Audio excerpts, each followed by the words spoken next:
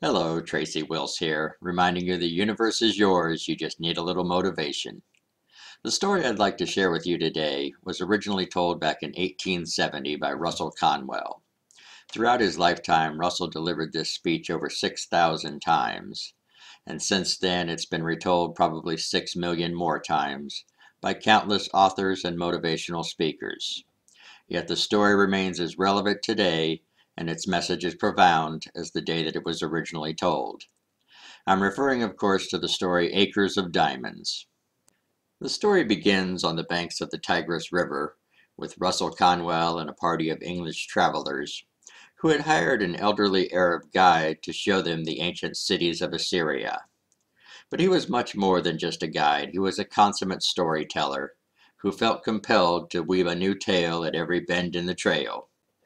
"Now I will tell you a story I reserve for my particular friends," he said one evening by the fire, introducing the Acres of Diamonds story. Not far from the Indus River lived an old Persian farmer named Ali Hafed, who owned a large farm filled with orchards, grain fields, and beautiful gardens. He was a wealthy and contented man. Wealthy because he was contented, and contented because he was wealthy. One day he was visited by an ancient priest, an old wise man from the East. After their evening meal, the priest told Ali Hafed the tale of how the universe was created. "The Almighty," the priest said, "thrust his finger into the fog and began to stir it round and round, faster and faster, until it became a great ball of fire. Then," the priest continued, "it rolled through the universe, burning through other cosmic banks of fog, condensing the moisture until it fell in floods of rain upon the surface, cooling the outer crust. When the molten mass burst forth through the crust, that which cooled most quickly became granite, that which cooled slower became silver, and even slower still became gold." "And diamonds!" exclaimed the priest. "Diamonds are congealed drops of sunlight, declaring them the most precious of all God's created minerals." "So precious and valuable," the priest said, "one stone the size of Ali Hafed's thumb could purchase the entire country. If Ali Hafed had a mine of diamonds, he could place his children on the thrones of countries throughout the world." Well, Ali Hafed went to bed that evening a poor man. Poor because he was discontented, and discontented because he thought that he was poor. "I want a diamond mine," he repeated to himself all throughout the sleepless night. Early the next morning he woke the priest. "Will you tell me where I can find diamonds?" he asked. The priest replied, "Diamonds? What do you want with diamonds?" Ali Hafed replied, "I want to be immensely rich," he said. "Then go and find them. That's all you must do," replied the priest.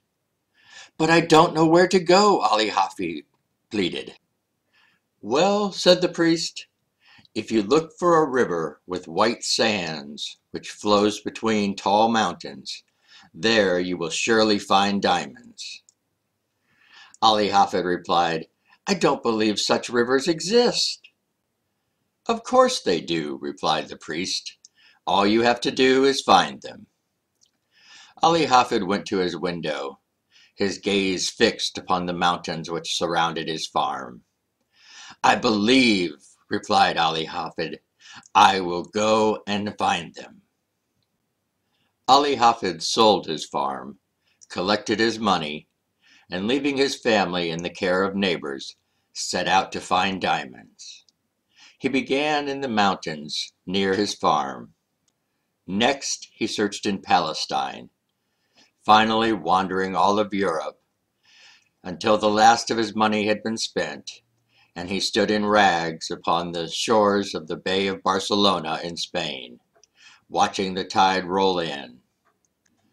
And soon the penniless, hopelessly wretched man cast himself into the ocean, sinking beneath the water, never to be seen again.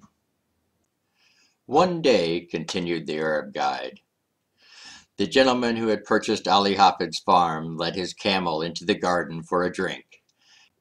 As the beast lapped up the clear water, Ali Hafed's successor noticed a curious flash in the white sands of the small stream.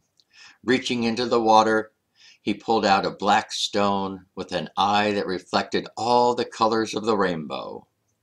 He took the curious black stone back to his house and placed it upon his mantle, and returned to his daily chores. Several days later, he was visited by the ancient priest. The moment the priest saw the gleam upon the mantle, he rushed to it.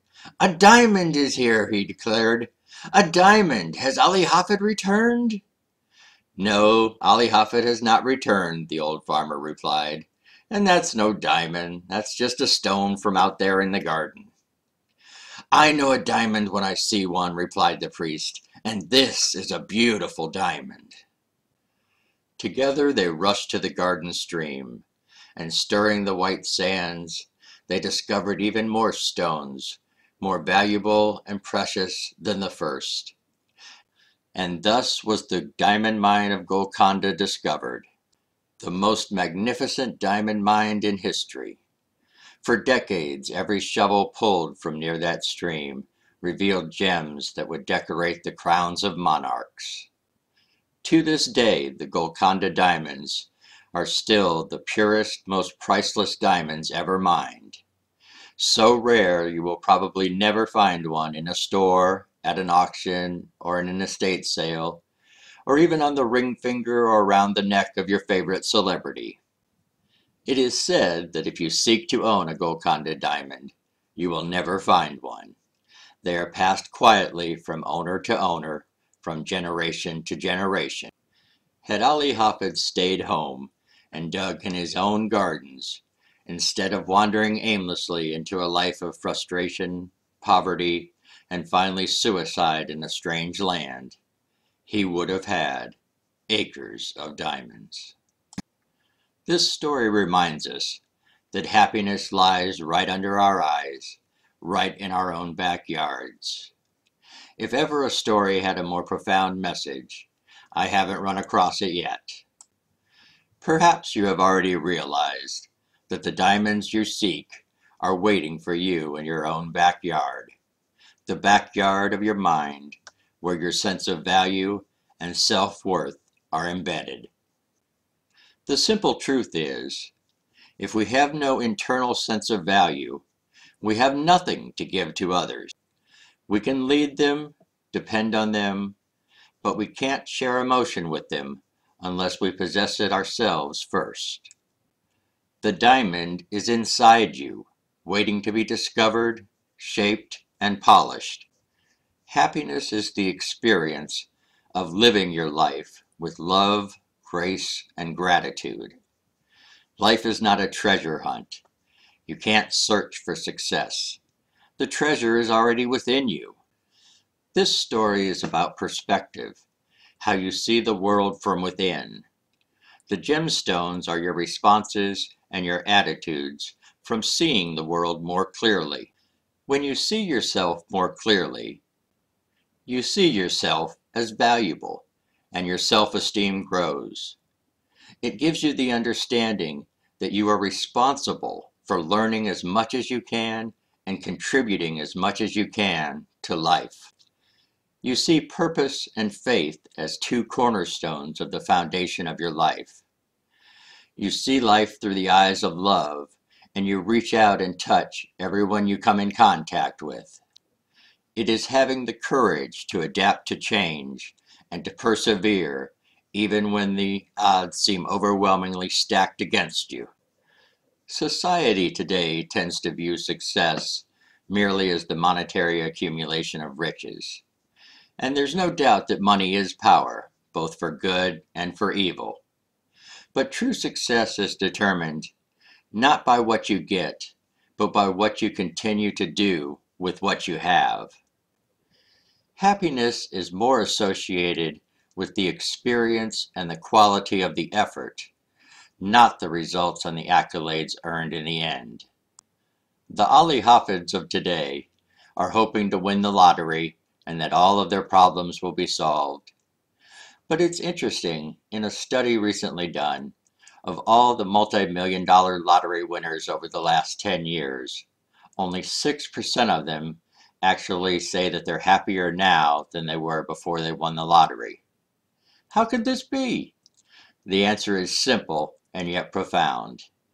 If you're not invested in the effort, you won't enjoy the harvest.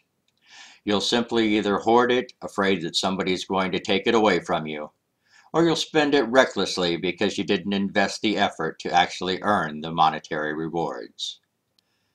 I encourage you to look within, and you will find your own crown jewels in the diamond mind of your own creative mind. I hope you both enjoyed and were inspired by the Acres of Diamonds story. For more motivation and free training, please visit me at my blog, tracywilce.com. Thank you for your time, and God bless.